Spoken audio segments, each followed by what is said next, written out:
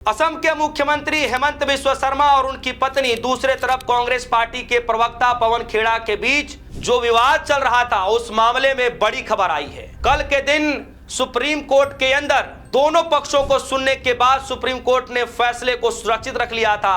आज वो फैसला आ चुका है, यानी पवन खेड़ा को दोस्तों सुप्रीम कोर्ट से बड़ी राहत मिली है।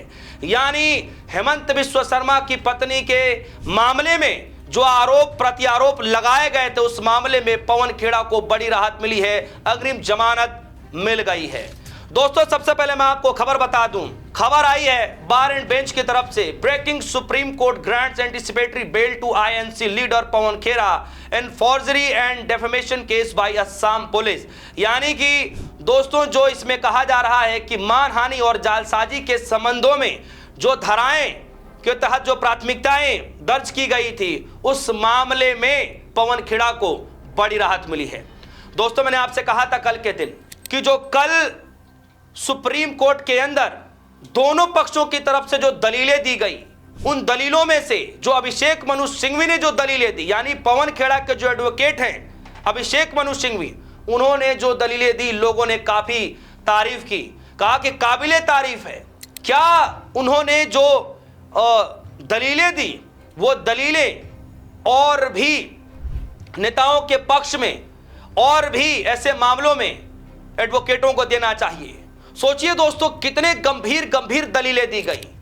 पहला दलील यह दिया गया कि पवन खेड़ा को और उनके घर पर 50 से 70 पुलिस कर्मियों को ऐसे भेजा जाता है जैसे मानो किसी आतंकवादी की छानबीन की जा रही हो। साथ ही साथ उन्होंने हेमंत बिस्वा शर्मा के दिए गए बयानों को लेकर के जिक्र किया कि माय लॉर्ड, हम जो है ऐसे शब्द को यहां पर लिख भी नहीं सकते जो संवैधानिक पद पर बैठ करके एक व्यक्ति खुलेआम उल जलूल सड़क छाप भाषाओं का इस्तेमाल करता हो।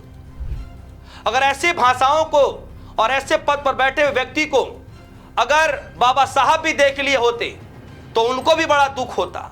यह सब कुछ कल के दिन सुप्रीम कोर्ट के अंदर दलीलें दी गई। यह भी कहा गया कि पवन खेड़ा को बिना गिरफ्तारी के भी पूछताछ किया जा सकता है। उधर से दलीलें दी गई असम की तरफ से, असम पुलिस की तरफ से, उनके जो एडवोकेट थे उनकी तरफ से, कि ये भाग सकते हैं और ये जो है जो कह लीजिए कि जो आरोप लगाए गए हैं, जो सबूत हैं, उस पर छेड़खानी कर सकते हैं, इसीलिए ये भागे ना, इनकी गिरफ्तारी करनी जरूरत है और पूछताछ करनी जरूरत है। जबकि अभिषेक मनु सिंघवी ने कहा कि गिरफ्तारी करने की कोई जरूरत नहीं है, आप पूछताछ कर सकते हैं और पूछताछ बिना गिरफ्तारी के भी हो सकता है।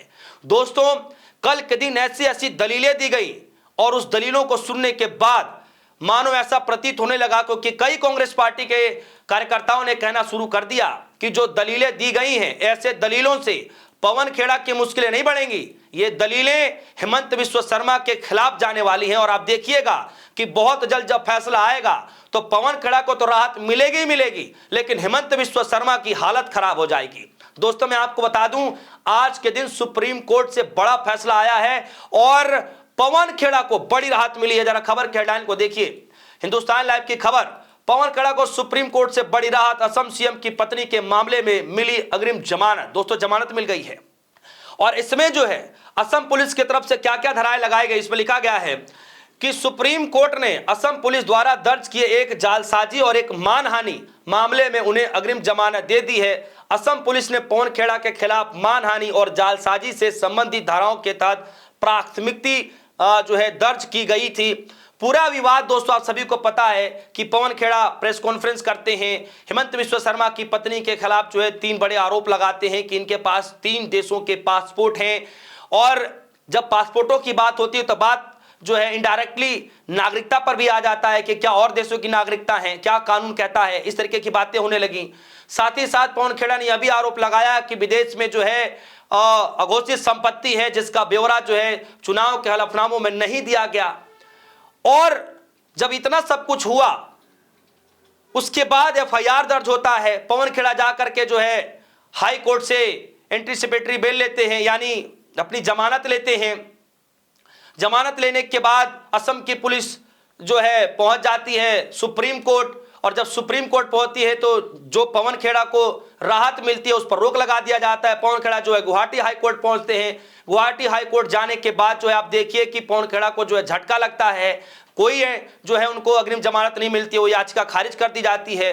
लेकिन फिर नए सिरे से, यानी ये दूसरी बार मामला गया सुप्रीम कोर्ट के अंदर, और जैसे ही मामला गया सुप्रीम कोर्ट के अंदर, एक दिन के बाद इस पर सुनवाई होती है और सुनवाई होने के बाद फैसले को सुरक्षित रखा जाता है। और आज फैसला आया कि हेमंत बिस्वा शर्मा और उनकी पत्नी और दूसरे तरफ पवन खेड़ा के बीच जो विवाद चल रहा था, इस मामले में पवन खेड़ा को बड़ी राहत मिली है। आप यह भी कह सकते हैं कि कांग्रेस पार्टी की जीत हुई है। आप यह भी कह सकते हैं कि कांग्रेस पार्टी की जीत हुई है, पवन खेड़ा की जीत हुई है। विपक्षी पार्टियों के जितने प्रवक्ता हैं जो बोलते हैं बेबाकी अंदाज में, उनकी जीत हुई है। और एक जो प्रोपेगेंडा चलाया जा रहा था कि कांग्रेस पार्टी ने पवन खेड़ा का साथ छोड़ दिया है, उस प्रोपेगेंडा पर भी एक लगाम लग गई है। दोस्तों आप समझिए कि कुछ दिन पहले ही कांग्रेस पार्टी ने बकायदा एक मुहिम चलाया कि डिजिटल पिटीशन में आप भागीदारी लीजिए और पवन खेड़ा का साथ दीजिए, जिसमें कई हजार लोगों ने पवन खेड़ा का साथ दिया। डिजिटल पिटीशन में उन्होंने सिग्नेचर किया, हिस्से लिए, यानी पवन खेड़ा के समर्थन में। I stand with Pawan Khera का हैशटैग चलाते हुए तमाम कांग्रेस पार्टी के नेता कार्यकर्ता सामने होते नजर आए। राहुल गांधी ने ट्वीट किया, जयराम रमेश ने पूरा बाकायदा इस पर जानकारी दी। फिर ये सारे प्रोपेगेंडा इस वक्त धराशायी हो गए हैं। अब सवाल यह है दोस्तों कि पवन खेड़ा को तो अग्रिम जमानत मिल गई, लेकिन जो सवाल पूछे गए थे हेमंत बिस्वा शर्मा से, वो सवाल तो ज्यों के त्यों आज भी ऐसे ही बरकरार हैं। तो अब सवाल यह है कि पवन खेड़ा को तो जमानत मिल गई, लेकिन जो पवन खेड़ा ने आरोप लगाए, जो सवाल पूछे, उसका जवाब अब कौन देगा? क्या हेमंत बिस्वा शर्मा पवन खेड़ा के पूछे गए सवालों का जवाब दे पाएंगे? क्या लगता है दोस्तों, आगे क्या कुछ होगा? इतिहास में यह पहली बार ऐसा हो रहा है कि किसी बड़ी पार्टी के प्रवक्ता ने आरोप लगाया, जवाब देने की बजाय एफआईआर करा दी गई। देखिए, उसमें दो चीज़ें तो बड़ी स्पष्ट हैं जो होनी चाहिए। जैसे कोई भी व्यक्ति कोई आरोप लगाता है तो उनको क्लैरिफिकेशन देना चाहिए, और इसके साथ में पूरी पार्टी क्लैरिफिकेशन दे। यहाँ इससे ज़्यादा आवश्यक था कि हेमंत बिस्वा शर्मा के ऊपर जो आरोप लगाए गए थे उनको देना चाहिए था, उन्होंने तो दिया नहीं। ऐसे समझिए कि आरोप आप पर है, गुनहगार भी आप हैं, और जवाब दे कौन दे रहा है? Superintendent of the police. तो ये ध्यान रखने का विषय पहला। दूसरा, पवन खेड़ा का आरोप है और पवन खेड़ा ने डॉक्यूमेंट्स भी दिखाए कि डॉक्यूमेंट्स है, तो उन्होंने ये सारी चीज़ों को दिखा करके दूसरा जो है तो इन्होंने आरोप लगा दिया। तो यह कहीं न कहीं पर यह बात गड़बड़ थी, ऐसा नहीं होना चाहिए। तीसरा, इसी के साथ में जो प्रक्रिया पूरी तरीके से लागू की गई है वो पूरी तरीके से गलत है। प्रक्रिया तो गलत है। आप राजनीति में हैं, लोकतंत्र में हैं, तो आपको इन सब चीज़ों को करना चाहिए। कोई एक रास्ता जो पवन खेड़ा जी के पास बचा हो ऐसे हालात में, क्योंकि दूसरी बार जो है सुप्रीम कोर्ट के दहलीज पर आए हैं, गुवाहाटी हाई कोर्ट से ऑलरेडी जो है उनको एक बार झटका लग चुका है। ऐसे हालात में जो है कोई ऐसा रास्ता बचा हो जो पवन खेड़ा जी के पास में हो, तो वो रास्ता क्या हो सकता है? देखिए, सुप्रीम कोर्ट के अलावा अभी उनके पास वर्तमान में कोई रास्ता नहीं है, और सुप्रीम कोर्ट ही इनको रिलीफ देगी जो देना है, बाकी कोई नहीं। इस पूरे खबर को लेकर आपकी क्या राय है दोस्तों? वीडियो कमेंट से जाएगा, अपनी राय रखिएगा। फिलहाल के लिए दीजिए, देखते रहिए न्यूज़। धन्यवाद।